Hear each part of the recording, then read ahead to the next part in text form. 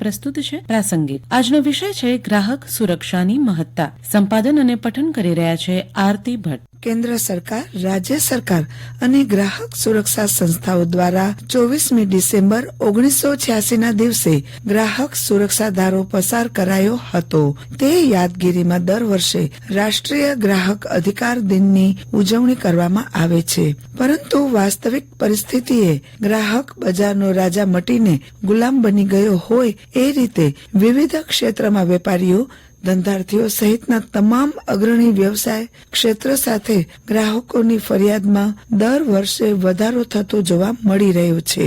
ગ્રાહકલક્ષી ફરિયાદો અને તેની વિગતો અંગે રાષ્ટ્રીય સ્તરે કાર્ય કરતી સંસ્થા નેશનલ કન્ઝ્યુમર હેલ્પલાઇનનો દર મહિને પ્રસિદ્ધ થતો અહેવાલ ખુદ દર્શાવે છે કે ભારતમાં રાજ્ય દીઠ ગ્રાહકલક્ષી ફરિયાદોમાં ઉત્તરોત્તર વધારો થઈ રહ્યો છે. આ ફરિયાદમાં સૌથી વધારે જીવન જરૂરી વસ્તુઓ બનાવતી કંપનીઓ આગળ પડતી હોય છે. દરેક ક્ષેત્રના વ્યવસાયકારો સામાન્ય રીતે ગ્રાહકને રાજા માનતા હોય છે. પરંતુ હકીકતમાં આજે ગ્રાહક રાજા છે કે પછી લોભામણી સ્કીમ થકી એક યા બીજી રીતે ગુલામીની માનસિકતા ખરીદી કરતો થઈ ગયો છે. ગ્રાહક જ્યારે કોઈ પણ વસ્તુ ખરીદે છે ત્યારે તેને અમુક અધિકારો મળી રહેતા હોય છે.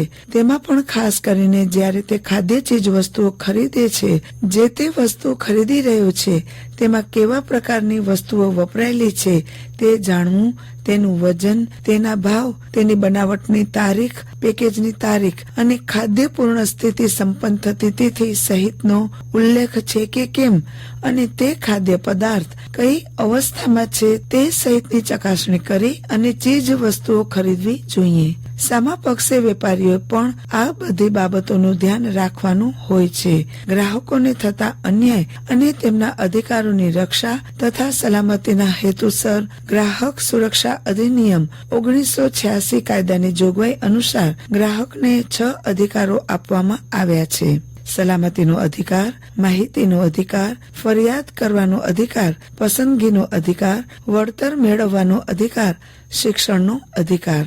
શેની ફરિયાદ કરી શકાય તે વિશે વધુ જાણીએ તો માલ સામાનની ખામી જણાઈ હોય તેવા, સેવા તૂટ કે વિલંબ થતું હોય, છાપેલી કિંમત કરતા વધુ કિંમત લેવાઈ હોય, માલમાં ભેળસેળ થઈ હોય, તોલમાપ ઓછું હોય, ગેરવ્યાજબી વેપારી પ્રથા અનુસાર ગેરંટી વગરનો માલ હોય, આ તમામ પ્રકારમાં ફરિયાદ કરી શકાય. હવે જાણીએ કઈ કઈ સેવાઓનો ગ્રાહક સુરક્ષા અંતર્ગત સમાવેશ થાય છે.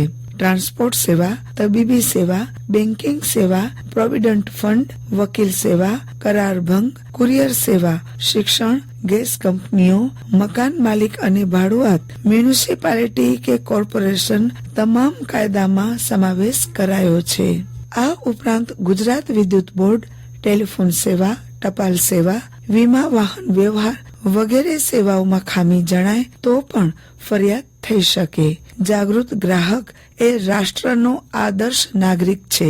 ગ્રાહકોમાં પણ પોતાના અધિકારોને લઈને થોડી જાગૃતિ ઓછી છે. આ ક્ષેત્રે પદાધિકારીઓના જણાવ્યા અનુસાર છેલ્લા કેટલાક વર્ષથી કચ્છના ગ્રાહકોમાં જાગૃતિ વધી છે, પણ હજીએ વધુ જાગૃતિનો અવકાશ જોઈ શકાય છે. કચ્છમાં ગ્રાહકોની ફરિયાદને લઈને આવતા કેસોમાં સૌથી વધુ કિસ્સા ઇન્સ્યોરન્સ કંપનીઓના હોય છે. મોબાઈલ ફોનને લગતા કેસોની સંખ્યામાં પણ નોંધપાત્ર હોય છે. જિલ્લા કમિશનરમાં 20 લાખ નહીં પણ 1 કરોડ સુધીના વળતર કેસો તેમજ 1 કરોડથી વધુના વળતર કેસો રાજ્ય કમિશનરમાં હાથ લેવામાં આવે છે. 10 કરોડથી વધુ વળતરના કેસ હોય તો દિલ્હીમાં નેશનલ કમિશનમાં જવું પડે છે. આ સાથે જ સરકારે ગ્રાહક સુરક્ષા માટે એક ઇન્વેસ્ટિગેશન એજન્સી નીમી છે અને નિયંત્રણ તેમજ એક્શન ટેકિંગની પણ તેમાં જોગવાઈ ઉમેરાઈ છે. ગ્રાહકની સુરક્ષા, શિક્ષણ અને જાગૃતતા એ આધુનિક યુગની અનિવાર્ય અને અગ્રીમ સમસ્યા છે, જેથી યુનોએ પસાર કરેલો ગ્રાહકને રક્ષણ કરતો કાયદો વિશ્વ કક્ષાનો છે.